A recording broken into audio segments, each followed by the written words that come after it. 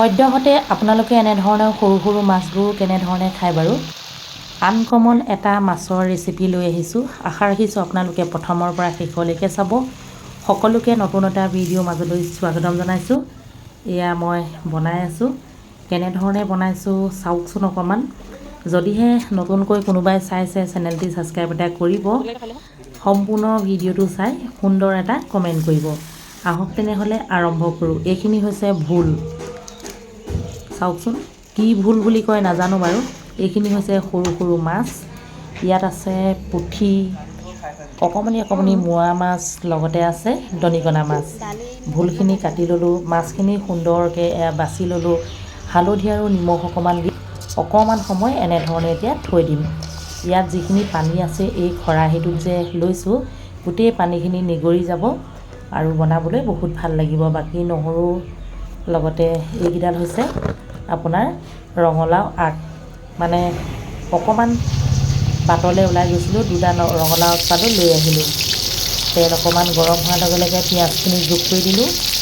লগতে এয়া পিচি থোৱা নহৰুখিনি তেলত যেতিয়া দিয়া হয়, গোন্ধটো ইমান সুন্দৰ ওলায়।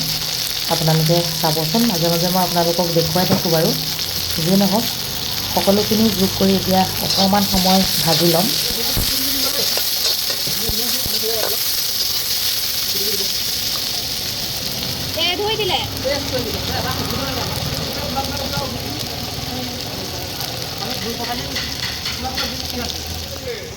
এইটো কেৰাহীত মই বনাই আছোঁ ভোলৰ চব্জি। এয়া ভোলখিনি এতিয়া যোগ কৰি দিছোঁ।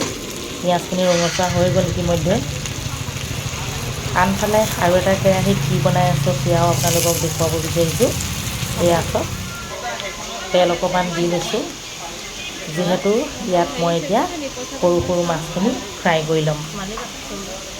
এনেই সৰু সৰু মাছ, এনেকুৱা সৰু সৰু মাছ আমাৰ চকুৰ কাৰণে বহুতেই ভাল। এয়া মাছখিনি সুন্দৰকৈ ভাজি লওঁ, তাৰপিছতে আপোনালোকক দেখুৱাই আছোঁ মই কেনেধৰণে কি কৰিম। ভোলখিনি সোৱাদ অনুসৰি নিমখ আৰু হালধি যোগ কৰি দিলোঁ। নহৰু পিঁয়াজটো প্ৰথমতে দিয়া হৈয়ে গ'ল।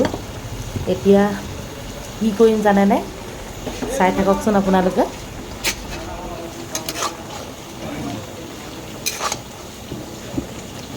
ভোট জলকীয়াকেইটা খাই লওঁ।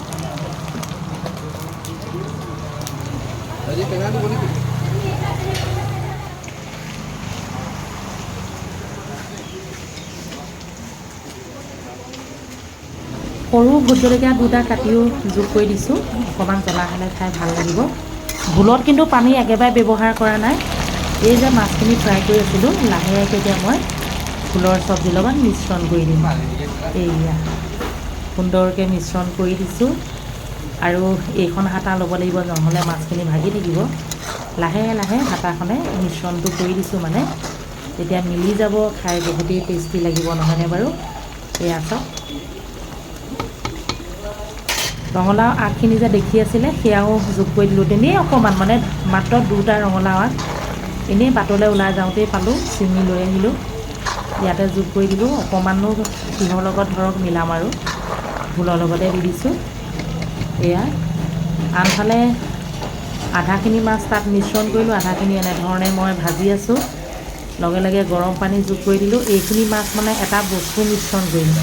কি বস্তু মিশ্ৰণ কৰিম আপোনালোকে চাই থাকিলে গম পাব।